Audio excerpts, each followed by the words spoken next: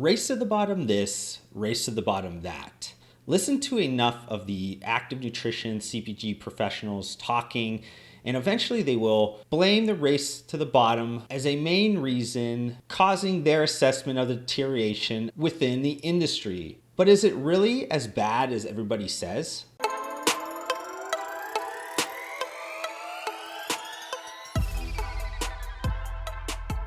While the race to the bottom has several meanings depending on the socio-economic context, the active nutrition CPG industry usually refers to it as the competitive situation stemming from various barriers of entry lowering and that causing negative pricing pressure and product quality. Is this race to the bottom happening within the active nutrition industry? Definitely, you cannot argue that. Now, is this race to the bottom always a negative thing? Well, that's a different question. And I like to be the contrarian or somebody in the room that kind of has different ideas than everybody else, because I tend to form my thesis or opinions on things based around a deep understanding, kind of take a little bit different of a view that a lot of other people do. So I feel pretty confident to say that though there are some definite negative things that happen with the race to the bottom, there's also massive opportunities for those that can understand how to use this effect to their advantage. I've mentioned a lot over the years in my content that I believe functional CPG categories, heck, like all consumer categories as a whole, will eventually bifurcate to one end or the other of kind of this spectrum.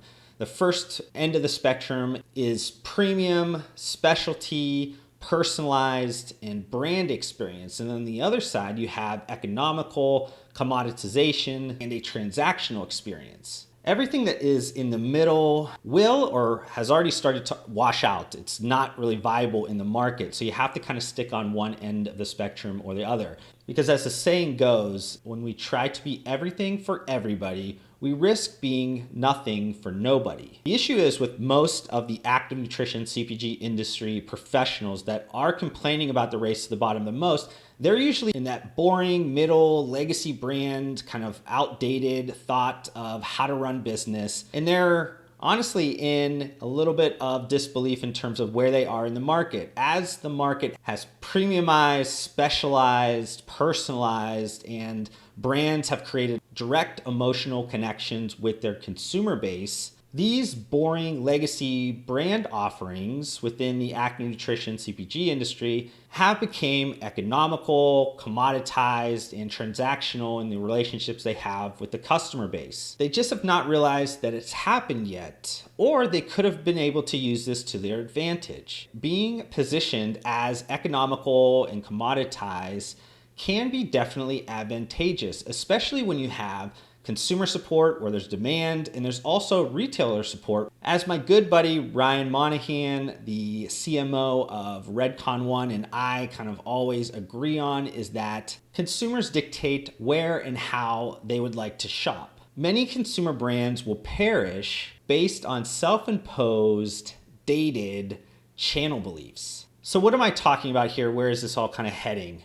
Dollar stores. Now wait, you might be like, what the heck are you talking about? You want my active nutrition CPG brand and products to be sold at dollar stores? Yes, I think it's one of these things that if you've not been paying attention to, you definitely should. It should be a viable option in a lot of legacy, boring middle, active nutrition, sports nutrition brands. And for those listeners that have worked with my consulting company over the last several years, you probably have already heard this before because I tend to always bring up dollar channel, dollar stores, and the emerging opportunities within them. And this is not random at all because recessionary periods end up repeating themselves. When I was getting my MBA in the late 2000s, when I was doing a research paper on specific channel strategies, I dug in deep into the dollar channel where they were just initially starting to really grow. And this was a time when the Great Recession, where a lot of consumers were trading down. They were kind of dealing with a lot of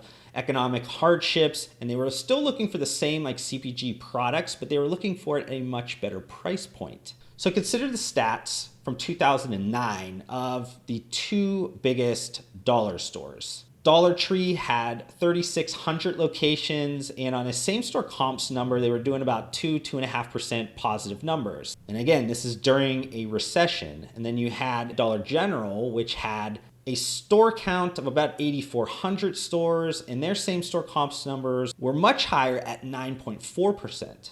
Now, after the Great Recession started to come into a long decade cycle of growth, dollar stores didn't stop growing. It was actually the opposite. People realized during that recession that they were a much different retail experience than they maybe had experienced the last time they'd been at dollar stores.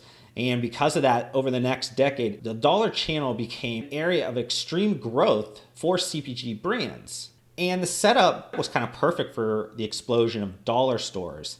Think about landlords, they're trying to fill empty spaces with a retail concept that they know is going to work out well. Communities are looking for places they can buy kind of low cost but quality items. There was a low interest rate, so opening new stores was not a problem for these dollar retailers. And then during that time, dollar stores took the opportunity for all these new customers coming in there, and they started to broaden and deepen a lot of their merchandising sections towards more essential products like grocery CPG, household items, things like that. So listening to that, it might seem very similar to what the position we're in right now. And if you consider like the COVID-19 effect, you're currently dealing with a recession because the last 2 quarters are considered down from a GDP standpoint. So we are technically considered in a recession right now. There are some economic and financial hardships that consumers are kind of dealing with right now. So because of that, you have a lot of consumers that are increasing their rainy day funds. They're looking for trade downs and options in a lot of their essential CPG categories. And though this kind of COVID-19 effect has not been a one size fits all across the whole country, even though maybe you're not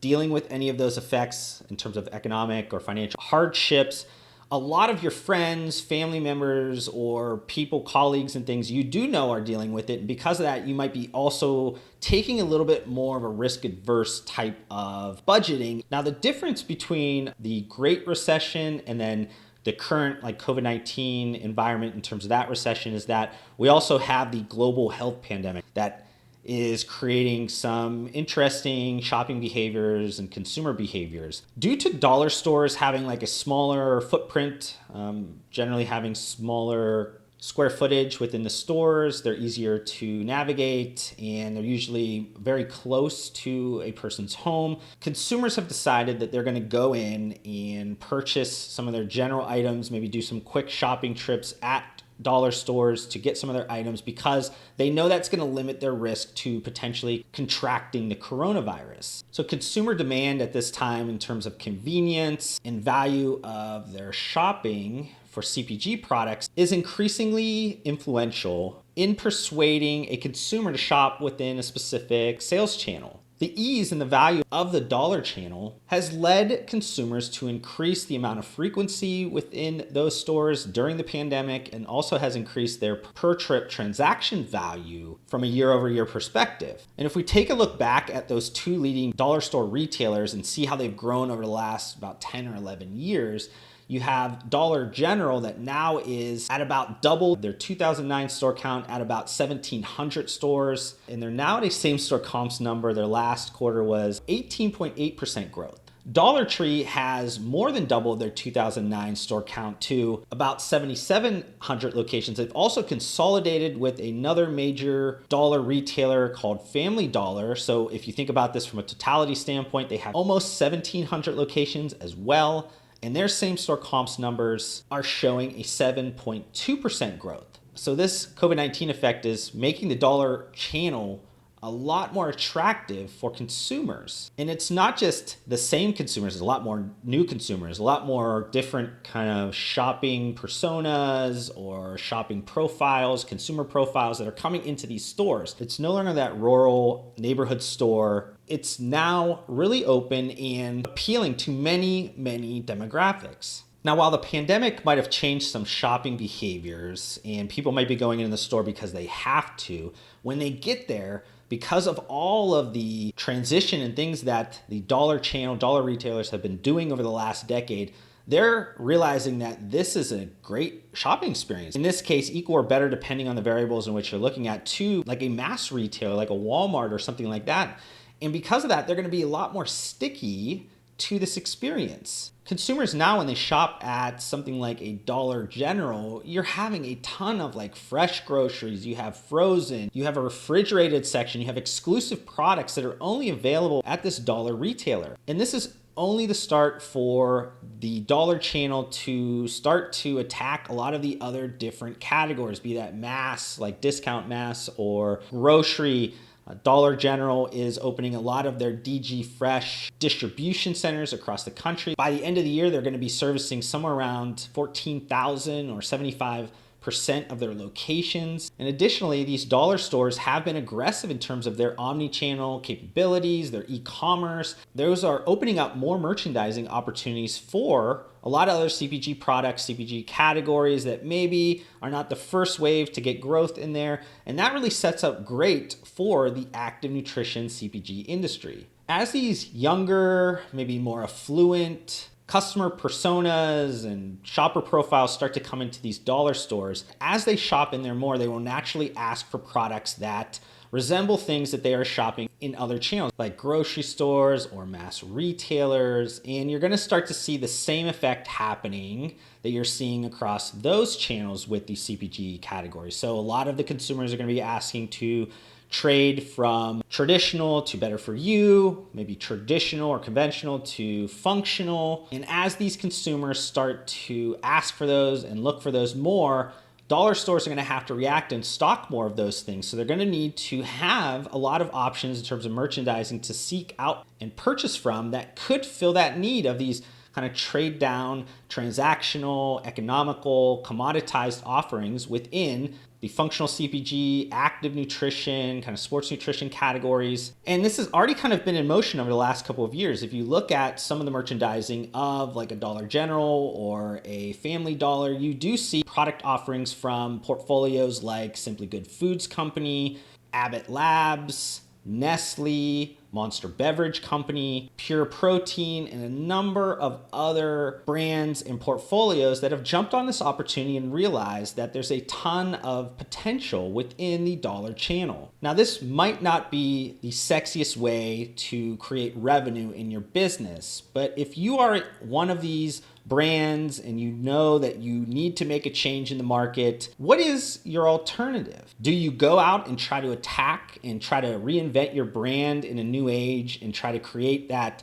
specialized, premiumized, personalized kind of brand emotional connection with consumers that's very costly? Or do you kind of use the wave and ride it in? It's kind of already taking you towards the beach. I believe the active nutrition functional CPG category should keep this option open within their sales channel strategy as the market shifts. Dollar stores offer value and convenience to customers, which is creating a natural behavior for them to shop there more. So if consumers are breaking down dated channel beliefs, why shouldn't your brand? Thank you so much for watching this video. If you want to help support me, make sure you guys hit that thumbs up button on this video. If this is the first time you've been introduced to my videos, would love for you guys to be a part of my community by subscribing to my channel. I upload several videos just like this weekly. And if you guys want to connect further outside of this platform, I do include all of my social media links down below. I just want to thank you guys again for your time. Hopefully I gave you some value in return,